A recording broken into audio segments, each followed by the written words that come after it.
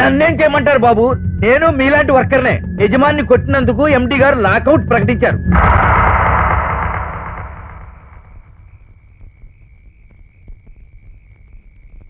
కావాలని కాలనీలో కరెంట్ తీయిస్తారు.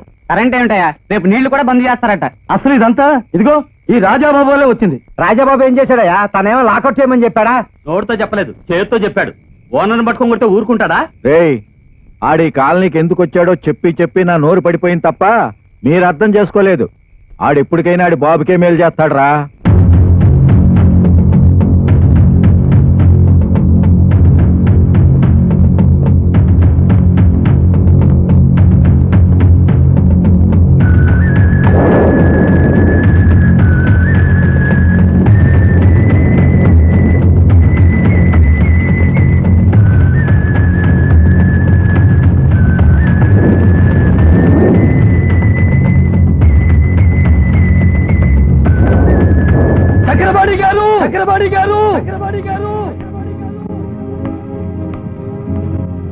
యుద్ధానికి వచ్చావా?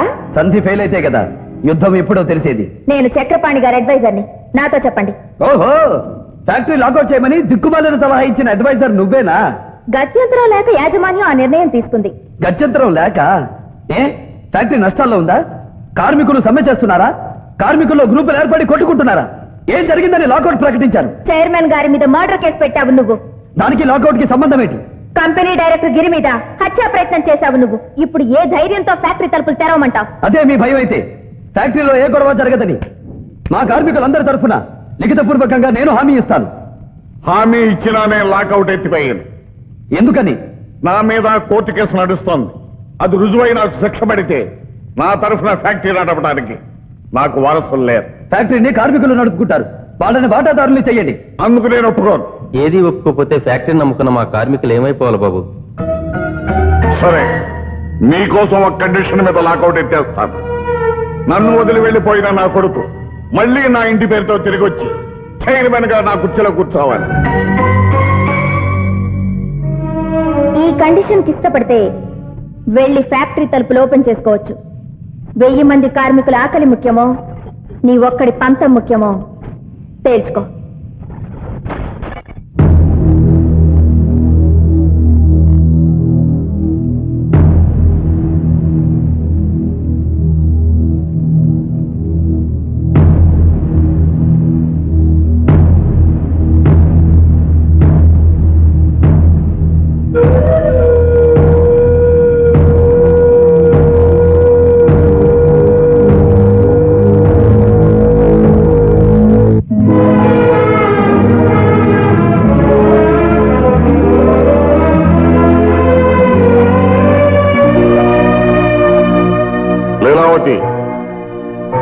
ఇది నీ కొడుక్కి నాకు జరుగుతున్న ఆఖరి పోరాటం. ఈ దెబ్బతో వాడు తిరిగి రాకపోతే నా కొడుకును నాకు దూరం చేసిన ఆ రంగారావు కుటుంబాన్ని సర్వనాశనం చేస్తా.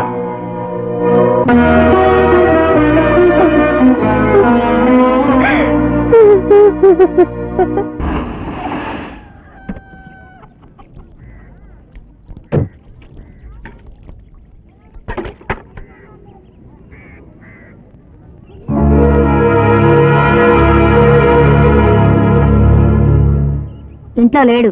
నేనొచ్చింది నీకోసం. ఒక వరం అడగాలని వచ్చాను. నీకు వరాలిచ్చే ఐశ్వర్యం నా దగ్గర లేదు. ఎందుకు లేదు? నిండు మనసుతో నువ్వు రాజాని పంపిస్తే ఈ పేటలో ఎవ్వరూ పస్తులుండరు. వాళ్ళకి అన్నం పెట్టిన దేవతలా నిన్ను చూస్తారు. అంటే వాళ్ళకి అన్నం లేకుండా పోవడానికి కారణం నేనా? అపార్థం చేసుకోవద్దు. ఈ పేటలో వాళ్ళంతా క్షేమంగా ఉండాలన్నా, నువ్వు పసుపు కుంకాలతో ఉండాలన్నా రాజా ఇంట్లో ఉండకూడదు. బెదిరిస్తున్నావా? అది కాదమ్మా. చూడు, నీ కొడుకుని దత్తతకు రమ్మని నేను అడగలేదు. అమ్మా అని పిలిచినా నేను ఇంతవరకు పలకలేదు. నీ కొడుకు ఇంటి బరువును మోస్తున్నాడే తప్ప నా గుండె బరువుని కాదు. పేగుదెంచుకు జన్మనిచ్చిన తల్లివిగా కన్నీళ్లతో ప్రాధేయపడతావో, కాళ్ల మీద పడి అడుక్కుంటావో నీ ఇష్టం. తీసుకెళ్ళు.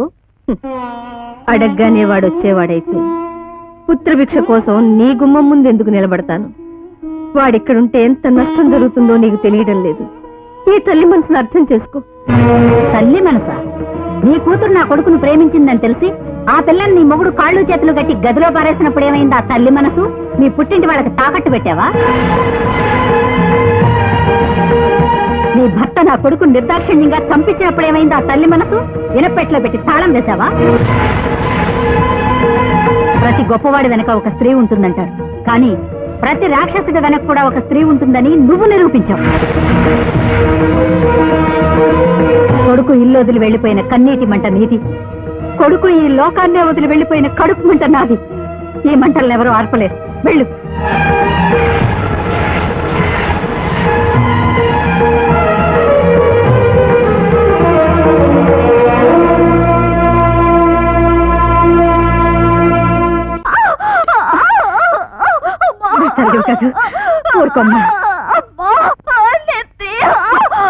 కొంచెం ఓర్చుకోమ్మా. రాజా డాక్టర్ కోసం వెళ్ళాడు, ఇప్పుడు వచ్చేస్తున్నాడు. రండి డాక్టర్ గారు, రండి.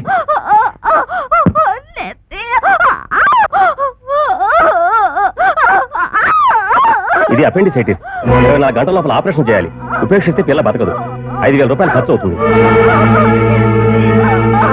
ముందు మందులు పట్టండి.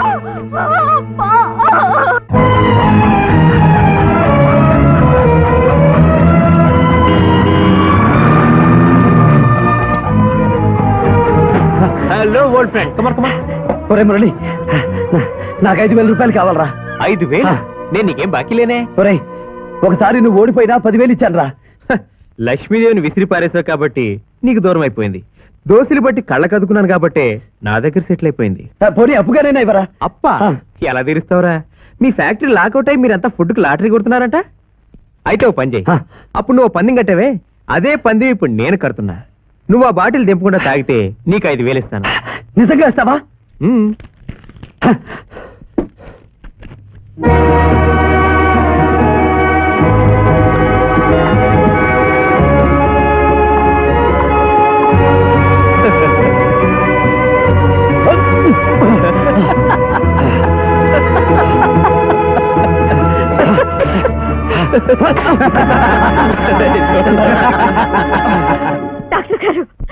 డాక్టర్ గారు, నా బిడ్డనిట్ట వదిలేసి వెళ్ళిపోతే ఎలాగండి?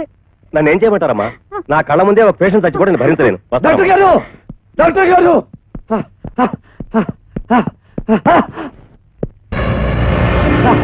ఇదిగోండి డాక్టర్ గారు, మీరు అడిగిన డబ్బు, ఇంజక్షన్ బాటిల్ తీసుకోండి. ఈ డబ్బు ఎక్కడున్నావు నీకు? ఇక్కడ ఇంతమంది పస్తులతో ఉంటే నువ్వు అక్కడ మందు కొట్టొస్తావా? నువ్వు నీ బాబు ఇంకెన్నాళ్ళు ఆడతావా?